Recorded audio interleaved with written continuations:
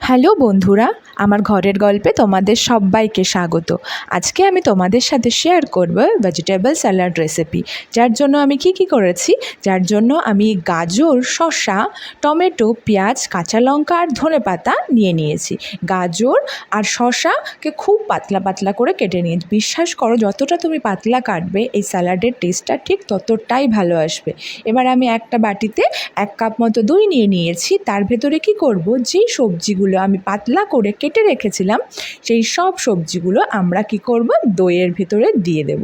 বিশ্বাস করো, এই স্যালাডটা বানানো যতটা ইজি, খেতে ততটাই টেস্টি হয়, আর এটাতে ভীষণ পরিমাণে পেটও ভরে। তার ভেতরে আমি একটু লবণ দিয়ে দিলাম, বাস হয়ে গেল। এবার কি করব, এবার দইয়ের সাথে এই ভেজিটেবলসগুলো খুব ভালোভাবে আমরা মিশিয়ে নেব।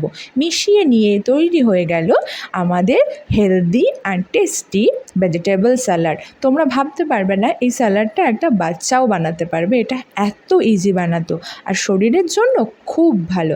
আমরা যারা হেলথ কনসিয়াস আর ওয়েট কম করতে চাই তাদের জন্য তো এটা একদম পারফেক্ট স্যালাড। চলো, তোমরা কি কখনো এভাবে স্যালাড বানিয়ে খেয়েছো?